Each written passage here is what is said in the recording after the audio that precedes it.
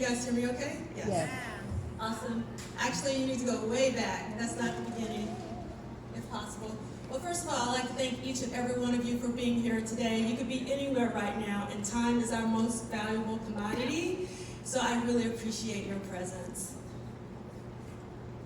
And you're getting a little preview.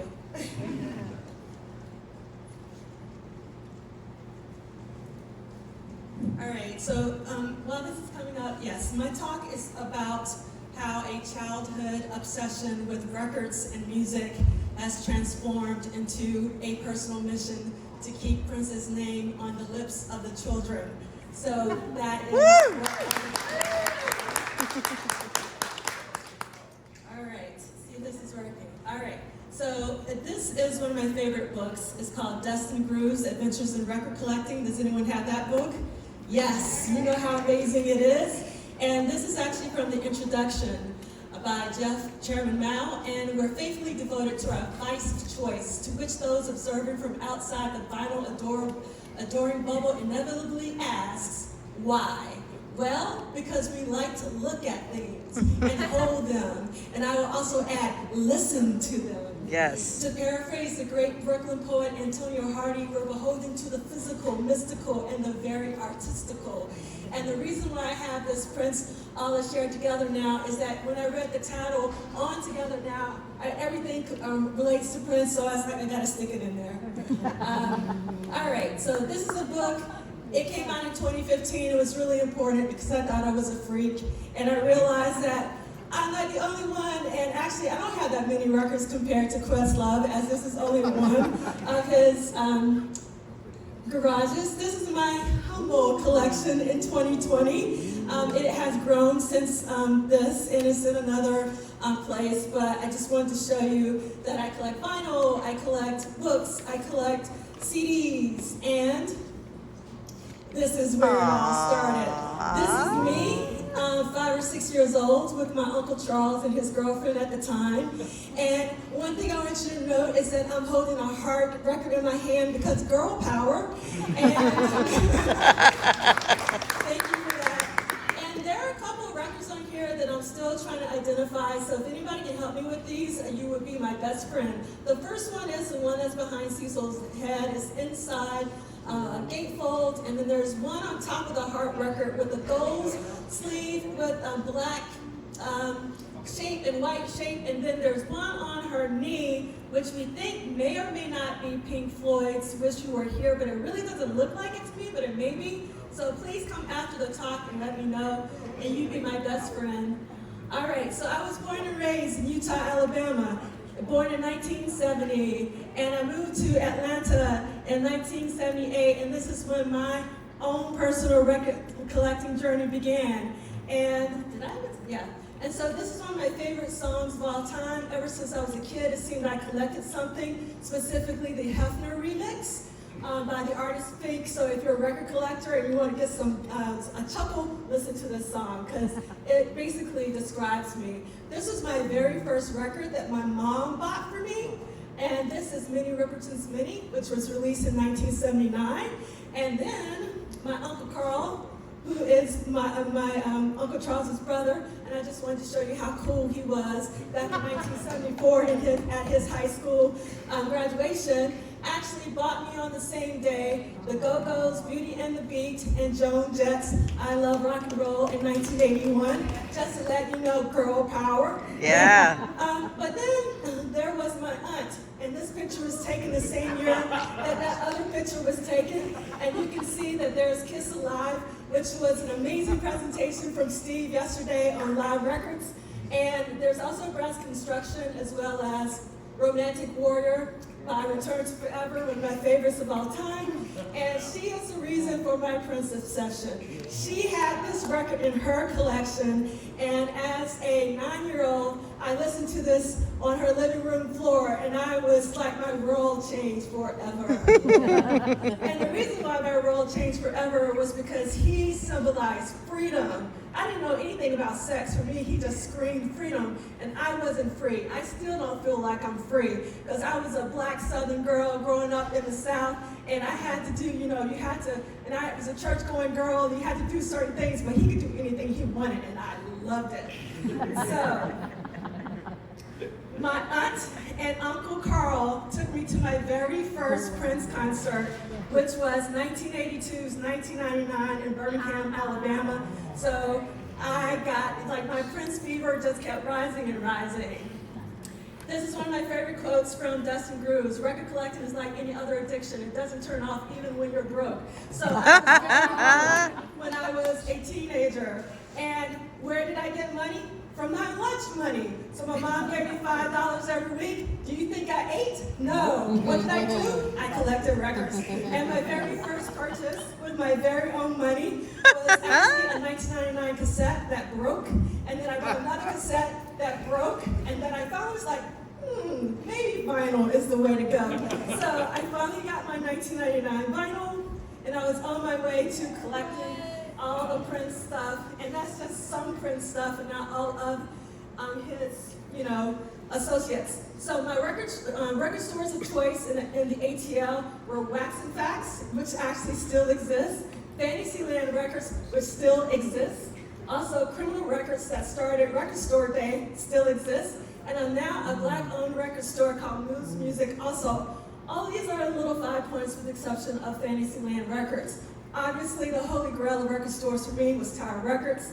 And when I moved to New York, it was Other Music. And when I turned 40, I came to LA for the first time 13 years ago. And I went to the holy grail of record stores, Amoeba Records. And I was like, I'm never moving to LA because I would be broke all the time, right? So, Electric Fetus is my record store's choice when I go to Minneapolis. And this is the record that got me down my record collecting obsession. Is this Delirious, 45, Prince in the bed naked, and then his birthday on the other side, and then seeing purple vinyl for the first time was a real experience. So also that took me down my record collecting journey. This is one of my favorite possessions, Sheila E.'s sex symbol. You get a little symbol that you can play. And this is my heart. I met Prince once, and he signed this amazing gold foil embossed love symbol. And this is actually from that signing in Atlanta at Turtles Records. And I started making pause button mixtapes like everybody does. Then I wrote for this publication as a high school student called Purple Cow. It was actually distributed to about 41,000 students. Wow. What do you think I wrote about? Friends. And I would draw drawings with it and all of that. And so I've been really thinking a lot about Mark Anthony Neal's book, Black Ephemera, because those clippings that you saw are from my own personal archives, and I can't find any of the Purple Cows anywhere. So I've been thinking a lot about how archives can disappear. And as any record collecting person does, I worked for a record store for a hot minute at Camelot Music, and then I also used to go to record conventions. I don't know if anybody remember record conventions? Yes, thank you, yes. So this is really important because I met my very first real boyfriend at a record convention looking for Prince bootlegs. Yes. And we dated for 2 years. And then we went our separate ways. 27 years later, we got married because when Prince passed, he reached back out to me. So, So another quote from Dustin Grooves from Rich Medina: collecting records is like voluntarily becoming a historian or a chapter in a long book of musical histories. So I started collecting a lot of UK music because I just love it so. Omar, Ephraim Lewis, Jamiroquai, Lewis Taylor. But this record actually made me cheat on Prince. Wagon Crisis, Throbbing Pouch. And I started also collecting Luke Vibert. He has many aliases: Wagon Price Plug, Amen Andrews. And I started designing for the web. This is before Reddit, Substack, Overflow, all that. And I reverse engineered sites just so I could put my record reviews, since I could no longer write for the Purple Cow, online. And I was very excited. because I could also put images and whatnot. So Prince also not only fueled my love of music, it also, he made me a designer. And I started actually designing and coding websites for my friends like Jason Orr, who does Funk Jazz Cafe out of Atlanta. You can see a little bit of a Blue Note nod. This is from 1996. Also started designing records for LaFace Records in Atlanta. Yes, somebody knows what LaFace Records, Outkast, good mob of that. Then I moved to New York City in 1997, and I eventually started working for a company called Net Media, and I was able to work on David Bowie's first website. I designed and coded part of it, but then on the second one, he actually selected my design out of 4 different designers, and I was able to art direct my own design, and I designed a lot for Alicia Keys and all those kinds of people. But then I moved to Philly, and I continued to freelance. But I missed music, and I had to justify my record buying habit, so I started what you do, an online radio show. So that's what I did. And so I did that for about a little over 10 years, but I was still in my UK mode. I wanted to move to Bristol, especially after hearing Benga's Diary of an Afro Warrior in 2008, and then there's Silky and Swindle. And I'm showing this not for the awards, but just so you can know that I had an international audience, and that let me know that there were people out there, because I was a lonely person in terms of my music, and people in Vienna and London and all those places were listening to me. And then this record came out in 2014, Artificial Age, and that's when I had to let all of my people go and came back to Prince in a really big way, even though he never left. It's just that I had to open up myself to other music, but that record really brought me back. Then the Music Snobs is one of my favorite podcasts, and I was like, I want a podcast.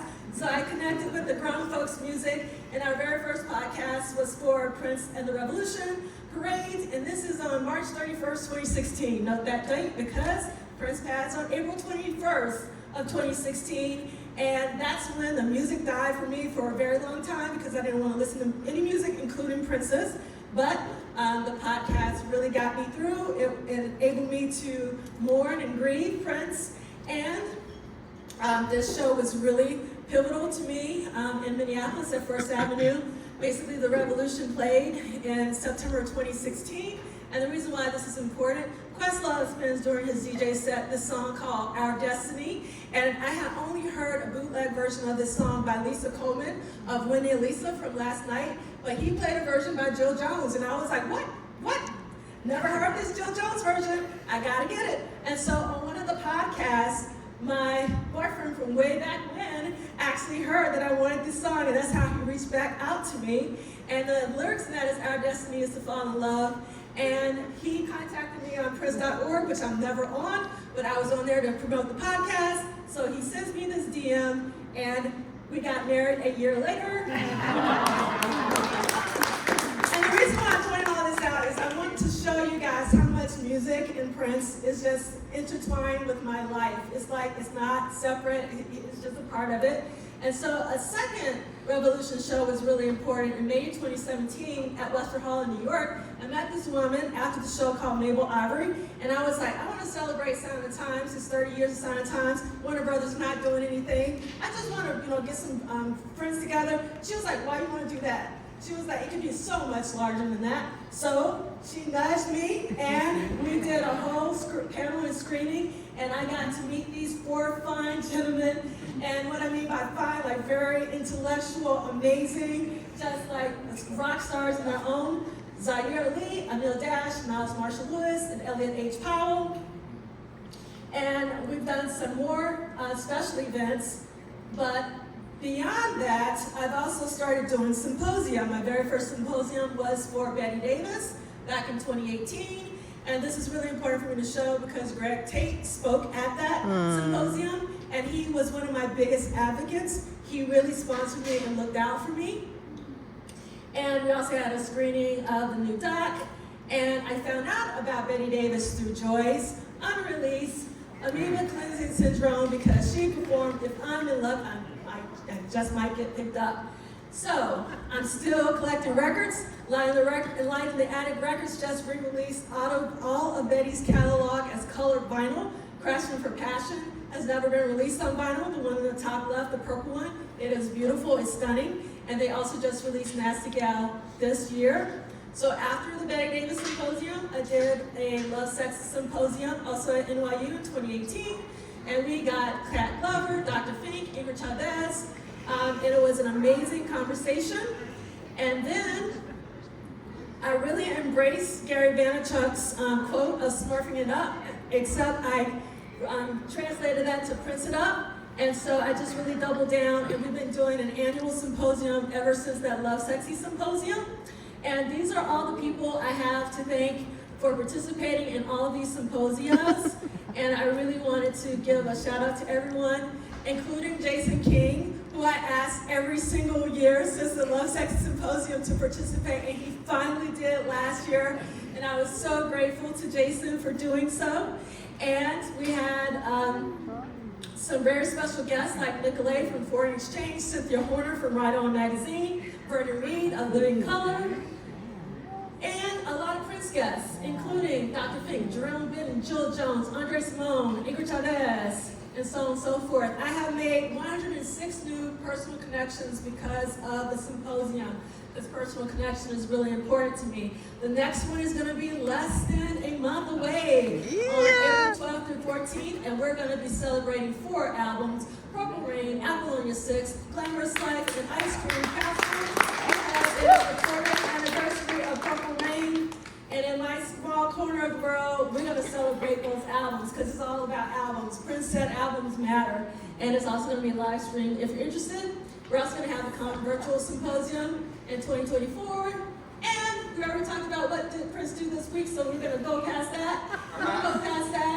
And I want to end by saying that last year was a pretty phenomenal year for me because I was in my first Prince documentary and talking about his philanthropy. I got to speak at Paisley Park, which was a dream for me, which was Prince's home, and I got to write an essay for the Prince box set, Diamonds and Pearls. And this is actually really key because I came full circle. This is my very last article for Purple Cow. And if you read this, it says that I will never record a record, I'll never write liner notes, so I'm going to give all my thank yous out right now. But if you read it very closely, at the very bottom I say, my money to Vashti, my love to Al, thank you all for being my pal, which is a direct lift from the liner notes from 1999. And so I was just so grateful to get that, like, just full circle. So I'm at the end here, because I know some of you guys are going like, well, won't you stop? Liner Notes for the Revolution by Daphne A. Brooks. I love this quote. Yes. Dreamers who lay claim to music as a site to wrestle with crucial ideas about themselves and the world. Music matters. Support your local record store and record store day, because I